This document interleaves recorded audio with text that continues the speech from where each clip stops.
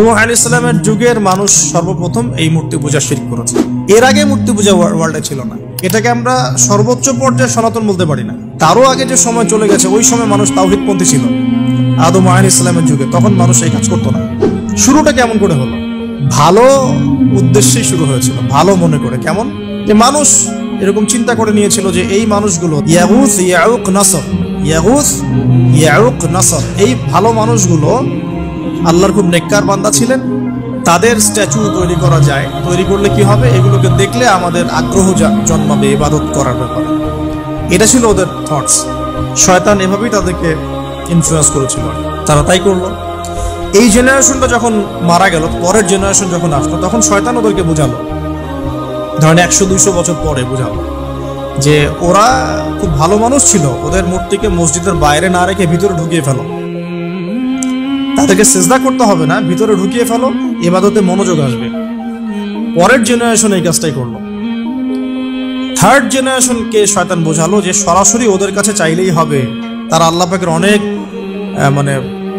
কি আনুগত্য প্রাপ্ত, নৈকট্য প্রাপ্ত বান্দা, সরাসরি তাদের কাছে চাইলেই হবে। আল্লাহর কাছে চাওয়া এখানে চাওয়া একই কথা, ওখানে সিজদা করা এখানে সিজদা করা একই কথা। এখান থেকে শুরু হলো সরাসরি স্ট্যাচু ওয়ার্শিপ। সরাসরি স্ট্যাচু ওয়ার্শিপিং এখান থেকে শুরু হয়েছে। তো আমরা আমাদের হিন্দু ভাই বোন যারা আছেন, আমাদের আশপাশে অমুসলিম ভাই বোন, তাদের প্রতি সম্মান রেখেই এই হিস্ট্রিগুলো পড়তে বলবো এবং যুক্তি দর্শনগুলো খুঁজতে বলবো। আসলে কি তারা শুনতে পায়? আসলে কি সে আমার কোনো উপকার করতে পারে? আসলে কি সে আমার কোনো ক্ষতি করতে পারে? আসলে কি সে সৃষ্টিকর্তার প্রতিমূর্তি হতে পারে কিনা? তো আমরা এটা আহ্বান জানাবো, আমরা কারো ধর্মীয় অনুভূতিতে আঘাত করব না। ইসলাম আমাদেরকে এটা শিখায় না। ইসলাম এটা শিখায় যে মানুষকে হিকমার সাথে, প্রজ্ঞার সাথে দাওয়াত দেয়া, যাতে করে তারা জাহান্নামের রাস্তা থেকে ফিরে আসতে পারে। এখন আসুন, তো ইব্রাহিম আলাইহিস সালাম সমাজের মানুষকে দাওয়াত দেন। কিভাবে দেন? কোরআনে এভাবে ভাষা আসছে। আমি সূরাগুলোর নাম বলে দিই, আপনারা একটু চেক করে নিয়েন। সূরা আম্বিয়ার মধ্যে আসছে, সূরা সাফফাতের মধ্যে আসছে, সূরা আনআমের মধ্যে আসছে। তো তিনি দাওয়াত দেন এভাবে যে ওয়াইজ ক্বালা ইব্রাহিম, যখন ইব্রাহিম বললেন লিআবিহি ওয়া কওমিহি, তার বাবাকে এবং তার কওমকে বললেন, মা হাযিহি তামাসিলুল্লাতী আনতুম লাহা আকিফুন, তোমরা এইসব কি মূর্তির উপাসনা করো, এদের চারপাশে ঘুরতে থাকো, কি সব করো? তো তারা বলে যে নাহনু বাল ওয়াজাদনা আবাআনা কাযালিকা ইয়াফআলুন, আমরা আমাদের বাপ দাদাদেরকে দেখেছি এইভাবেই করতে। তাদের রেফারেন্স কিন্তু এটাই ছিল। কোনো দালিলিক জ্ঞানতাত্ত্বিক যুক্তি বিজ্ঞান দর্শন এখানে নাই। দর্শন এখানে কি, ফিলোসফিটা কি? বাপ দাদাদেরকে দেখেছি করছে। তো এটা দিয়ে আবার অনেক সময় বাংলাদেশে আবার একটা ট্রেন্ড চালু করা হয়েছে, তোমরা দীর্ঘদিন 1200 বছর থেকে যে ইসলামটা ফলো করে আসছো ওটা ভুয়া, আমরা যেটা নতুন মডারেশন দিচ্ছি এটাই সঠিক। এই দলিল সেম না। এখানে অমুসলিমদেরকে দাওয়াত দেওয়া হচ্ছে। অমুসলিমরা বলছে যে আমরা বাপদাদাদেরকে দেখেছি যে তারা এইভাবেই মূর্তি পূজা করতো, আমরা তাই করি। এটার সাথে কি হানাফি মাযহাবকে মিলাবেন আপনি? হ্যাঁ, হানাফি মাযহাব বাপদাদা থেকে চলে আসে, ভুয়া, নতুন যেটা দিচ্ছি এটাই সঠিক। আস্তাগফিরুল্লাহ। তো আমরা হাত চেঞ্জ করাটাকে এখন মনে করি হিন্দু থেকে মুসলমান হইলাম মনে হয়। হাত বদল করাটাকে মনে হয় যে হিন্দু থেকে মুসলমান হয়েছি। গভীরে ঢোকেন, ওলামায়ে কেরামদের দার্সে গিয়ে বসে গভীরে ঢুকলে বুঝতে পারবেন ইসলামিক স্কুল অফ থট গুলা প্রত্যেকটারই ভিত্তি আছে, এগুলোর গভীর শেকড় আছে, ভিত্তি আছে। আল্লাহ, রাসূল এবং রাসূলের সাহাবীগণ, এই তিনটাকেই মানতে হবে। আপনি যদি বলেন যে আমি সাহাবীদেরকে মানি না, খালি আল্লাহ এবং রাসূলকে মানি, তাহলে আল্লাহকে রাসূলকে মানতে পারবেন না। সাহাবীদের অনুসরণ না করলে রাসূলকে ফলো করতে পারবেন না। তো ওইটা আজকের ইস্যু না, এটা ফিকহি অনেক ব্যাপার, গভীর ব্যাপার, এটা অন্যদিন কথা হবে। এই দলিল কিন্তু সেম করা যাবে না। আবার আমরা বাপ দাদা থেকে দেখে আসছি, তোমরা নামাজ এইভাবে পড়ো, এই নামাজ ওই দলিল চলবে না, আমারটা ঠিক, এটা ঠিক না। নামাজ যেটা পড়ে আসে তারা, এটা ঠিক আছে। এর প্রত্যেকটা দলিলের মধ্যে অথেন্টিসিটি আছে। এরকম করে সমাজে ফিতনা ছড়ানো ঠিক হবে না, বিভ্রান্তি ছড়ানো ঠিক হবে না। এখন আসুন, ইব্রাহিম আলাইহিস সালামকে কি আনসার দিচ্ছেন? আমরা আমাদের পিতা মাতাদেরকে দেখেছি, বাপ দাদাকে দেখেছি এরকম তাওয়াফ করতে, মূর্তির চারপাশে পূজা করতে, নজর দিতে। তো ইব্রাহিম আলাইহিস সালাম বলছেন যে হাল ইয়াসমাউনাকুম, এই মূর্তিগুলো কি তোমাদেরকে শুনতে পারে? ইয তাদউন, যখন তোমরা একে ডাকো।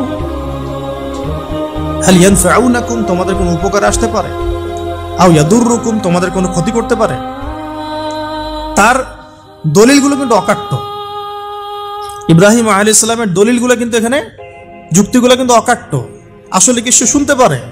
আসলে কি সে দেখতে পারে? আসলে কি সে তোমার উপকার করতে পারে? তাদের কিন্তু কিছু বলার নাই এখানে। তারা বলছে বাল ওয়াজাদনা আবানা কাযালিকা ইয়াফআলুন, আমাদের পিতা মাতা বাপ দাদাদেরকে দেখেছি এইভাবেই করতে। ইব্রাহিম আলাইহিস সালাম বলছেন যে ইন্নাকুম আনতুম লাফি দালালিম মুবিন, তোমরা তো সুস্পষ্ট বিভ্রান্তির মধ্যে আছো। তাহলে তো এরকম আরো অনেক আয়াত আছে। সূরা ওয়া ইন্না মিন শিআতিহি লা ইব্রাহিম ইয জাআ রাব্বাহু বিকলবিন সালিম ইয ক্বালা লিআবিহি ওয়া কওমিহি মাযা তা'বুদুন, তোমরা কিসের ইবাদত করো? আইফকান আলিহাতান দুনাল্লাহি তুরিদুন, তোমরা কি আল্লাহ সম্পর্কে মিথ্যা মিথ্যা মিথ্যা আরোপ করতে চাচ্ছ? ফামা যান্নুকুম বিরাব্বিল আলামিন, আল্লাহ রাব্বুল আলামিন সম্পর্কে তোমাদের কি ধারণা? এভাবে তিনি তার কওমকে দাওয়াত দিতে লাগলেন। তাদের কওমের দলিল একটাই ছিল, বাপ দাদাদেরকে দেখেছি এভাবে মূর্তি পূজা করতে, তাই করি। সনাতন, এটা ছিল কি সনাতন থটস। আরো একটা দাওয়াত ইব্রাহিম আলাইহিস সালাম তার কওমকে দিলেন, সেটা কি? এবার এখানে সমাজের মানুষের সাথে ওই সমাজের ধর্ম নেতারাও ছিল। সমাজে কিন্তু কয়েক শ্রেণীর মানুষ থাকে, মানে সামাজিক নেতা, ধর্ম নেতা, রাষ্ট্রনেতা। তো রাষ্ট্রনেতা পর্যায়ে এখনো ইব্রাহিম আলাইহিস সালাম যান নাই, এখন সমাজ নেতা আর ধর্ম নেতা চলছে। এবার ধর্ম নেতা আসলো, এসে ধর্মনেতারা তাকে বোঝানোর চেষ্টা করলো যে এই আসমানের তারা, চাঁদ, সূর্য, প্রকৃতি, গাছপালা, এগুলো ইলাহ, এগুলোর ইবাদত করা যায়। এই ঘটনা আল্লাহ রাব্বুল আলামিন সূরা আনআমের মধ্যে বলেছে। তো ইব্রাহিম আলাইহিস সালামকে তারা দেখাচ্ছে, এটা আরবীয় একটা কাব্যিক ভাষায় কোরআনে এসেছে, চমৎকার ভাষায়, যে ফালাম্মা জান্না আলাইহিল লাইল, যখন তার উপর রাত আচ্ছাদিত হলো, রাআ কাওকাবা, তখন ইব্রাহিম আলাইহিস সালাম কি দেখলেন? আকাশে তারা দেখলেন। ঠিক আছে, তারা দেখ, মূর্তি পূজার এখানেই আছে, ধর্মনেতারাও এখানেই আছে। তো তিনি বলছেন হাযা রব্বি, এটা আমার রব। ফালাম্মা আফালা, যখন তারকাগুলো অস্তমিত হলো, ক্বালা লা উহিব্বুল আফিলিন, আমি তো অস্তমিত যাওয়া জিনিসকে পছন্দ করি না। রব তো অস্তমিত যাবে না, এখানেও যুক্তি লাগবে, তো আমার ফিলোসফি লাগবে, আমার এখানে দর্শন লাগবে, এখানে তো আমাকে মানে প্রজ্ঞা দিয়ে বোঝাতে হবে। এটা তো অস্তমিত হয়ে গেল, এটা তো রব হতে পারে না। ফালাম্মা রাআল কামারা বাযিগান, যখন সে চাঁদকে দেখলো জ্বলজ্বল করছে একদম। আর এখনকার চাঁদ দেখা আগের চাঁদ দেখা তো এক না, এখন তো আমরা চাঁদের আলোই খুঁজে পাই, তখনকার চাঁদ তো অন্যরকম। বাযিগান মানে জ্বলজ্বল করছে। তখন তিনি বলেন হাযা রব্বি, এটা আমার রব। তখন ফালাম্মা আফালা, যখন এটাও অস্তমিত হয়ে গেল, তিনি বলছেন লাইল্লাম ইয়াহদিয়ানি রব্বি লাকুনান্না মিনাল কওমিদ দাল্লিন, আল্লাহ যদি আমাকে হেদায়েত না দেন তাহলে আমি এই দল্লিনদের অন্তর্ভুক্ত হয়ে যাব। ইব্রাহিম আলাইহিস সালাম বলছেন ফালাম্মা রাআ শামসা বাযিগাতান, যখন এবার সূর্যকে দেখলেন দিনের বেলা, এটা তো আরো বড়। হাযা রব্বি হাযা আকবার, এটা আমার রব, এটা সবচেয়ে বড়। হাযা আকবার, এটা সবচেয়ে বড়। ফালাম্মা আফালাত, এটা যখন অস্তমিত হয়ে গেল, তখন তিনি বলছেন এই কথাটা যে ইয়া কওমি ইন্নী বারিউম মিম্মা তুশরিকুন, হে আমার কওম, তোমরা যেগুলোকে দিয়ে আল্লাহর সাথে শরীক করছো, এখান থেকে আমি আমার চেহারাকে ফিরিয়ে নিলাম। সুবহানাল্লাহ। তখন তিনি এই কথাটা বলেন ইন্নী ওয়াজ্জাহতু ওয়াজহিয়া লিল্লাযী ফাতারাস সামাওয়াতি ওয়াল আরদা হানিফা ওয়া মা আনা মিনাল মুশরিকিন, আমি আমার চেহারাকে ফিরিয়ে নিচ্ছি এই আসমান সমূহ এবং জমিনের সৃষ্টিকর্তার দিকে, এবং আমি মুশরিকদের অন্তর্ভুক্ত নই। ইন্না সালাতি ওয়া নুসুকি ওয়া মাহইয়ায়া ওয়া মামাতি লিল্লাহি রাব্বিল আলামিন, আমার সালাত, আমার কুরবানি, আমার স্যাক্রিফাইস, আমার জীবন, আমার ফুল লাইফ, আমার মৃত্যু, সবকিছু কার জন্য? জগৎ সমূহের প্রতিপালক আল্লাহর জন্য। লা শারীকা লাহু, তার কোনো শরীক নাই।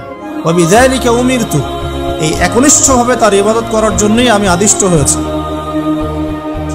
ওয়া বিযালিকা উমিরতু ওয়া আনা মিনাল মুসলিমিন, এবং আমি মুসলিমদের অন্তর্ভুক্ত। এই শুরু হলো এবার পুরো স্পষ্টভাবে তাওহীদের ঘোষণা দেয়া।